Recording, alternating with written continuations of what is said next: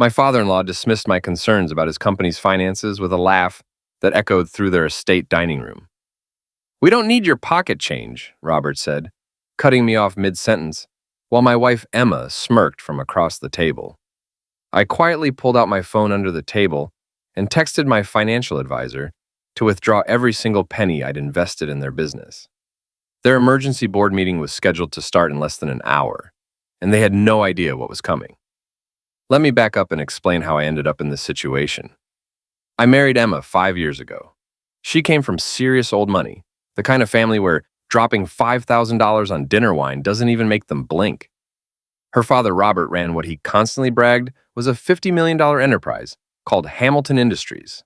I came from absolutely nothing. My parents died in a car accident when I was 8 years old, some drunk driver on a rainy night, the kind of tragedy that's so common it barely makes the news. My grandmother Ellen took me in and raised me while working 3 jobs to keep us afloat. I wore thrift store clothes and learned early to stay quiet and invisible because being noticed meant being mocked for your Walmart shoes and hand-me-down jackets. But I was exceptionally good with computers and math. Really good. I started building websites for local businesses when I was 16 years old. By 18, I'd saved enough to go to community college. By 22, I had a degree in a failing software consulting business and absolutely no safety net whatsoever. That's when I met Vincent Harrison, an old money guy, who somehow kept his soul intact. His family made their fortune in shipping back in the 1800s. He found me through a mutual connection when I was building software for a nonprofit. He was 78 years old, sharp as a blade, and lonely in that way rich people get when they realize money can't buy genuine connection. We became real friends. He mentored me, not in the condescending way Robert would later try to, but with genuine respect for who I was. He saw something in me, the hunger maybe, or the discipline that comes from growing up with nothing. He taught me about investment, about capital, about how money actually works when you have enough of it to make it work for you. When he died 2 years before I met Emma, he left me everything. Not publicly, that wasn't Vincent's style. He structured it through trusts and LLCs and investment vehicles, the kind of financial architecture that kept everything completely private. He knew I'd need that privacy. Money changes how people see you, he told me once near the end. Make sure you know who loves you for who you are before you let them know what you have. So I kept it completely quiet. The software consulting business was real, and I genuinely enjoyed the work.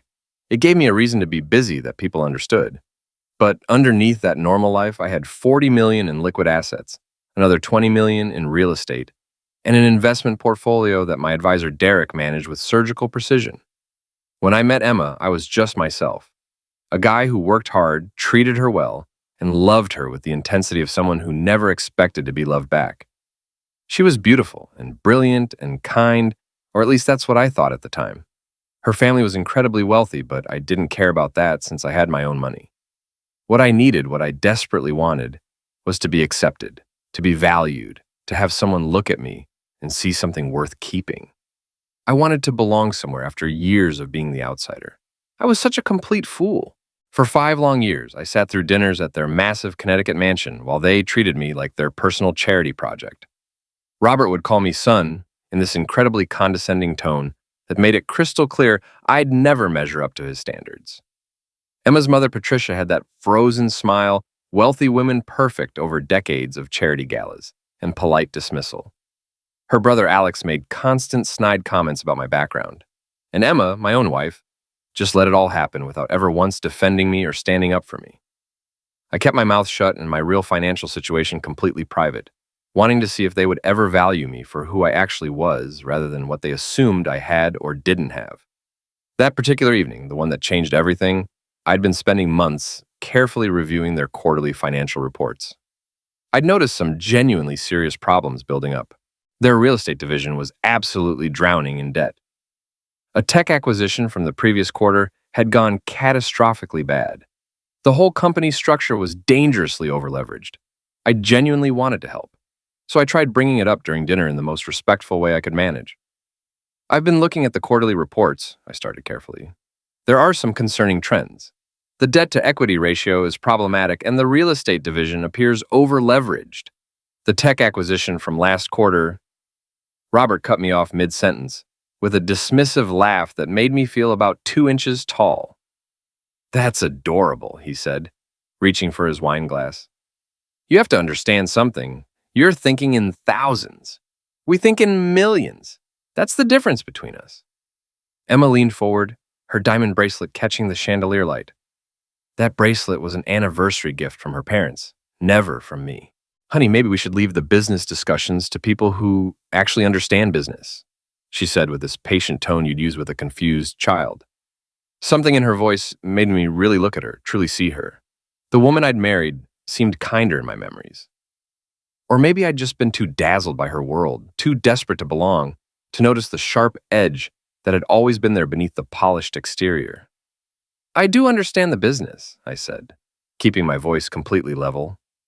Years of growing up poor had taught me to keep emotions locked down tight, to never give people the satisfaction of seeing you bleed.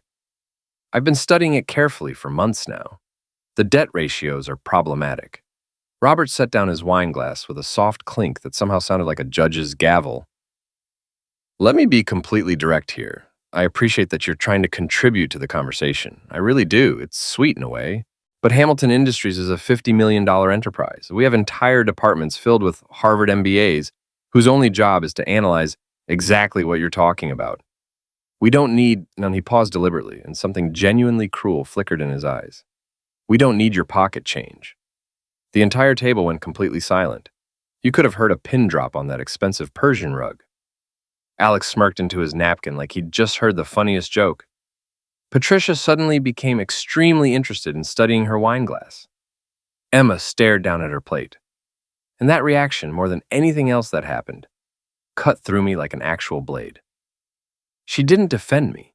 She didn't even look uncomfortable with her father humiliating me. She just sat there in complicit silence. "I see," I said very softly. Robert apparently took my quiet response as complete acceptance and acquiescence. He smiled broadly now, expansive and generous in what he thought was his victory. "Look, you're family now. You married our daughter, but let's be realistic about what you actually bring to this table. You have your little software consulting business working from home, and that's perfectly fine for what it is. But this," he gestured broadly at the dining room, at the mansion, at the entire empire he'd inherited and slowly mismanaged. "This is generational wealth. This is legacy. You don't build something like this with pocket change and good intentions." "No," I agreed quietly, pulling my phone out of my pocket. "You build it with capital." "Exactly," Robert said, clearly pleased that I was finally understanding what he thought was my proper place in the hierarchy. Capital, scale, connections, these are things that take decades to develop properly. "Speaking of capital," I interrupted him calmly, my fingers already moving across my phone screen, "I need to make a quick call. Excuse me for just a moment." I stood up from the table and pushed my chair back. The Persian rug beneath my feet cost more than the car I'd driven in college, the same car I'd actually lived in for 3 months when my consulting business was failing, and I was too proud to ask anyone for help. Funny how life works sometimes. They'd mistaken my pride for gratitude, my silence for acceptance, my patience for weakness. "We're in the middle of dinner," Patricia protested weakly. "This will just take a moment," I said, already walking toward Robert's study. "It's quite urgent." Behind me, I could hear Alex mutter something snide and Emma's soft laugh following me down the hallway. That sound echoed past family portraits of Hamilton generations, stretching back decades, all of them staring down with that same expression Robert had just worn. Bemused condescension from people who'd never had to actually fight for anything in their entire lives. Robert's study was all dark wood and leather, old money incarnate and suffocating. I closed the heavy door behind me and pulled up my contacts list. My hand was completely steady as I made the call. That surprised me a little. I thought it might shake with anger or nerves, but it didn't. Derek Chen answered on the second ring. "I wasn't expecting to hear from you tonight." "I need you to do something for me immediately," I said, walking to the window and looking out at the Hamilton estate grounds. 15 acres in Connecticut. The pool house alone was bigger than the apartment I'd grown up in with Grandma Ellen. "I need you to withdraw all backing from Hamilton Industries, everything." Silence on the other end of the line. Then carefully, "Everything you're talking about, Approximately 40 million across various investment vehicles, loans, and equity positions. That's 90% of their operational capital. I know exactly what it is, I said calmly. Another pause. Derek had been my investment manager for 4 years now, since before I'd even married Emma. Since before any of them knew that the quiet guy from nowhere had built something substantial. He'd watched me turn a struggling software consulting business into something else entirely. He'd never once asked why I kept it quiet. Maybe he understood instinctively that some people need to know they can survive completely on their own, that the safety net they're sleeping under isn't borrowed from someone else. You realize what this will do to them, Derek said very carefully. The real estate division is days away from a major closing. If we pull the bridge financing now, I realize it completely. The tech acquisition from last quarter was structured with our debt facility as primary collateral. If we call that loan, call it, I said firmly. Derek's voice gentled somewhat. I've known you a long time. I've never seen you make any decision out of pure anger or spite. I'm not angry, I said, and realized as I spoke that it was completely true.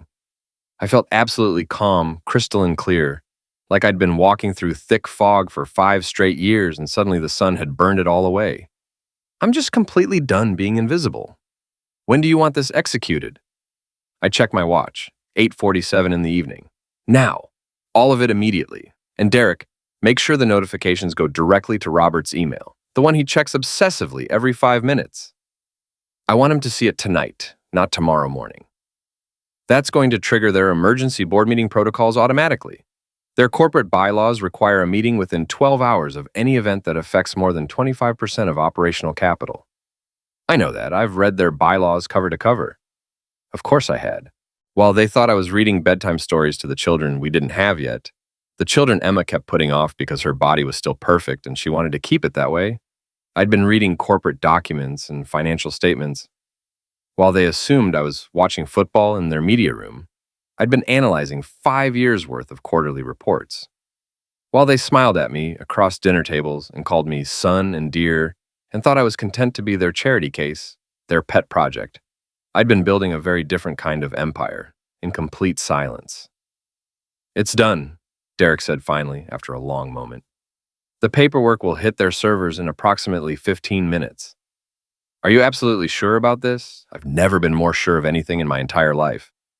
I ended the call and stood there in Robert's study for a long moment, looking around at the room he considered his private sanctuary. The walls were completely covered in photographs of business triumphs, framed newspaper clippings announcing deals, stock certificates from companies he'd acquired. There wasn't a single photograph of Emma anywhere, not one picture of his daughter, just monuments to himself and his supposed genius. When I opened the study door to return to dinner, Emma was standing right there in the hallway waiting. She'd followed me, or maybe she'd been sent to check on me. What was that about? She asked with a slight edge to her voice. Business, I said simply. You don't have that kind of business. Not the kind that pulls you away from dinner with my parents like something urgent, don't I? Something flickered in her eyes then. Uncertainty, maybe. It was such a foreign expression on her face, like she'd tried on a costume that didn't quite fit right. You're being weird tonight. Am I? I'm just being myself, Emma. Maybe you've never actually noticed before now. That's not fair, she said. But there was absolutely no heat in it, just reflexive defense. No, I agreed quietly. It's really not fair at all. We returned to the dining room together where Robert was holding court, telling some long story about outmaneuvering a competitor in a deal from the 80s. Alex was laughing right on cue like always. Patricia was smiling that practiced smile. This was their entire world distilled into one scene. Stories about victory, about dominance, about putting people in their proper place. I sat back down and picked up my fork. The filet mignon on my plate had gone cold by now, but I cut into it anyway and chewed methodically. 9 minutes. That's exactly how long it would take for the automated systems to process Derek's instructions, for the capital withdrawals to cascade through their systems and trigger the emergency protocols, for the emails to start flooding Robert's inbox one after another. As I was saying before the interruption, Robert continued, not even bothering to acknowledge that I'd returned to the table, the key to business success is knowing when you have real leverage and when you don't. This fellow I was negotiating with thought he could. Robert's phone buzzed once. Then it buzzed again insistently. Then it started ringing loudly. Here's the thing about poverty, real poverty. You learn to be invisible. You learn to calculate whether you can skip lunch to help with bills. You learn that the world has people who have and people who don't, and you're firmly in the don't category. After my parents died, Grandma Ellen worked herself to the bone for me. I wore Goodwill clothes and pretended not to care about the mockery. But I was brilliant with numbers and computers. By 16, I was building websites. By 22, I had a degree in a failing consulting business and zero safety net. That's when Vincent found me. He was old money that kept its humanity. We became real friends. He mentored me, not condescendingly, but with genuine respect. When he died 2 years before I met Emma, he left me everything, structured through private trusts. Money changes how people see you, he'd said. Make sure you know who loves you for who you are before they know what you have. So I kept it quiet. The consulting work was real. I enjoyed it. But underneath, I had 40 million liquid, another 20 in real estate, and a portfolio Derek managed expertly. When I met Emma, I was just myself. I didn't need her money. I needed acceptance and value. I'd been such a fool. You own Morrison Capital? Robert repeated slowly. Yes, the husband you thought had nothing. Emma stared at me like I was a stranger. But we live on my trust fund. No, you live on your trust fund. I live on my own money. I always have. You never asked. Alex leaned forward. You've been secretly rich this entire time while we've been treating you like charity? Yes, I said simply. This is insane, Emma whispered. Why wouldn't you tell me? Am I your husband, or am I the acceptable poor kid you married because I didn't threaten daddy's superiority? She opened her mouth, but nothing came out. You've been playing us, Robert said, anger mixing with shock. Testing us. No, I was being myself. You made assumptions. You treated me like I wasn't worth listening to. I just stopped correcting you. Patricia spoke up, her voice tight. You should have told us. It's dishonest. Is it? I turned to her. Was it honest when you hid your gambling addiction? The one Roberts covered up for 15 years for about $4 million in payoffs? She went white. Was it honest, Alex, about those maltreatment settlements your dad paid? 3 women, 800,000 in NDAs? Alex's smirk vanished. Was it honest, Robert, that Hamilton Industries is leveraged to near insolvency? That your $50 million valuation is built on $40 million of my money in loans? You'll default on this quarter? How do you? I do my homework. While you dismissed me, I read every financial statement, every loan document, every report. I know the real estate division is collapsing because you overbid, assuming my capital would cover the gap. I know without my money, you have about 6 weeks before selling assets to cover costs. The silence was complete. You're not actually successful businessmen, I continued quietly. You're just wealthy. There's a difference. Robert stood so fast his chair fell over. You have no right. I have every right. The right of someone treated like nothing for 5 years. Emma reached for my hand.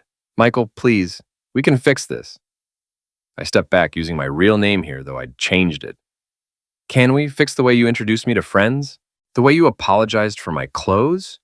The way you assumed I didn't understand money? I was trying to help, she whispered. No, you were managing me, making me fit the slot you'd assigned. The poor but sweet husband, lucky to marry up. I pulled out my phone again. The emergency board meeting is in an hour. All board members must attend for a capital event this large. You're destroying us, Robert said, voice shaking. Over hurt feelings? No. I'm doing this because you made clear you see me as less than, because my wife agrees, because I spent 5 years trying to earn respect that was never going to be given. I respect you, Emma said desperately. Do you? If I'd told you on our first date I was worth 50 million, would you have loved me the same way? She hesitated. Just a second, but enough. That's what I thought. I walked toward the door. Behind me, chairs scraped as they all stood. Where are you going? Emma's voice pitched toward panic. Home. My home. The apartment that I've been keeping in Manhattan, the one you didn't know about. You have an apartment? Alex said. What else don't we know? Everything that matters, I said. You never asked. Emma was crying real tears now. Please don't do this. I love you. I stopped. Do you, or do you love feeling like you saved someone? That's not. I think you married me because I was safe, because I didn't threaten your family's dominance, because you could point to me as proof you were kind enough to love someone despite their circumstances. Despite, her voice broke. Yes, you never loved me because of who I was. You loved me despite it. Despite my background, despite my lack of pedigree, despite everything that makes me me. The board meeting starts in an hour, I said to Robert. You should prepare. It's going to be a long night. I'm going to let you sink or swim on your own merit. I walked out past family portraits of generations who'd looked down on people like me. Emma caught me at the door. Tell me what to do, how to fix this. There's nothing to fix, Emma. This is just reality. You married someone you didn't respect. That's not true. Then why didn't you defend me at dinner? When your father laughed at me? She couldn't answer. You thought he knew better than me. Because I'm just the poor kid who got lucky. Stop it. She grabbed my arm. I love you. Maybe I haven't been perfect, but I love you. What do you love? The man you thought I was, or the man I actually am? I don't know the man you actually are, she whispered. You never let me know him. I've been right here for 5 years. You never asked. This is really happening? You're leaving? Yes. What about us? Our marriage? I think our marriage ended a long time ago. We just didn't notice. If you destroy my family's business, I'll never forgive you. Emma, I'm not destroying anything. I'm removing my support. If your family's business can't survive without my capital, it was never really successful. It was just expensive. I drove away in my 5-year-old Honda that had been Grandma Ellen's. Behind me, the mansion glowed like an empty jewelry box. My Manhattan apartment was quiet, really quiet. I'd bought it 3 years ago for $3 million, and Emma never knew. It was mine in a way nothing else had been. I poured expensive whiskey and watched my phone light up with calls I didn't answer. Derek texted that the board meeting had started, all notifications delivered. I told him to handle the logistics. Emma called. I almost didn't answer, but finally did. You're destroying us, she sobbed. You knew exactly what pulling that money would do. Yes, I did. Why would you hurt us like this? You've been hurting me for 5 years, Emma. You just never noticed because I didn't complain. What do you want from me? I wanted you to see me, the actual me. Shun, then quietly, I'm sorry. What's my favorite book? What's my best friend's name from college? What was my grandmother's name? More silence. Her name was Ellen Morrison. She died 6 months before I met you. She worked 3 jobs to raise me, and you never bothered to remember her name. Emma sobbed harder. I loved you. I said, but you didn't love me. You loved the idea of me. That's not true. Then tell me why you're crying. Because I'm hurt? Or because your family's business is collapsing? She didn't answer. That was answer enough. Goodbye, Emma. I turned off my phone. Over the next 6 months, things got messy. Emma's lawyers pushed for a fast divorce. I gave her what she wanted, about $25 million in the settlement. Her family's business filed for bankruptcy. Robert's lawyers tried arguing I'd acted in bad faith, but every withdrawal was contractually legal with proper notification. Judge said so in court. I ran into Emma at a coffee shop 3 blocks from the courthouse after the hearing. We talked, really talked, for the first time maybe ever. I don't know who you are, she said. I thought I understood you. I'm exactly who I've always been. You just never looked closely enough. We went back and forth. Finally, I asked her to name 3 things about me that didn't involve how I made her feel. She couldn't. You can't name 3 things because you never paid attention. You loved the idea of me, but never actually me. She left. Just like that, 5 years ended in a coffee shop. I threw myself into work. My friend Tom from MIT called about a new AI venture and I invested. I started coding again, building something real and mine. It felt good. Then Jennifer Wilson from the Fairfield Foundation called. They helped underprivileged kids get educational opportunities. She wanted me on the board. Your story is inspiring, she said. Someone who came from nothing and made something. I thought about 12-year-old me calculating lunch money, about Grandma Ellen who gave me everything, about Vincent who'd invested in me. Maybe it was time to pay that forward. Send me information, but if I join, I'm not a trophy. I'll work, have opinions, push for changes. That's exactly what we need. I joined the board and donated $5 million over 5 years. But more than money, I got involved. I restructured operations, built partnerships, mentored kids interested in tech. There was this brilliant 15-year-old girl, Destiny, who reminded me of myself. Flying through code, hungry, and focused. I helped her get a full scholarship to MIT. It felt good. Not like revenge or winning, just good. About 4 months after I joined, Robert called. He was dying, pancreatic cancer, stage 4, 6 months maybe. "I'm calling because I owe you an apology," he said, voice tired. "I was wrong about you. You tried to tell me the business had problems and I mocked you. I treated you like nothing. Why are you calling me? Because I'm dying, and you were right to be cautious. I want to thank you for not being the person I treated you as, for being better than I deserved." I told him he still had time to do something meaningful with what he had left. He died 4 months later. I didn't go to the funeral but sent flowers. A week after, Patricia called to say Robert had left $2 million to the Fairfield Foundation in his will. He said you inspired him, that you showed him what meaningful wealth looked like. 3 years later, I was giving the keynote speech at a foundation gala. We'd grown to serve 5,000 students across 3 cities. The scholarship fund was endowed at $15 million. We'd become a case study in scalable philanthropy. I was backstage when I saw Emma. She looked different, more settled and genuine. She was there with her partner, Sarah, a teacher she'd met volunteering. "It was good to see you," I said after we talked briefly. "I'm glad you're doing well. You too. Break a leg with the speech." I walked on stage and began. 3 years ago, I was sitting at a dinner table with people who thought they knew exactly who I was. They were wrong, but for 5 years I let them be wrong because I wanted acceptance. When I finally walked away, I thought I was making a grand statement, but more importantly, I was freeing myself to become someone who built things that mattered. I talked about the foundation, about inherent worth, about removing barriers instead of saving anyone, about how I grew up poor and invisible, learned to be small, then got lucky with a mentor who saw me, about spending 5 years trying to earn acceptance from people who'd already decided that I wasn't worth respect. When I walked away, I had to figure out who I was without the performance. I discovered I'm a builder, but I'd been building on someone else's foundation. The Fairfield Foundation is mine in the sense that I chose it, I built it, I invest in it because I believe in it. The applause was sustained. We raised $2 million that night. Afterward, Patricia found me. "Your speech was beautiful. Richard heard himself in it, the lessons he taught through his failures. He taught me a lot, not all pleasant. I'd like to donate significantly," she said.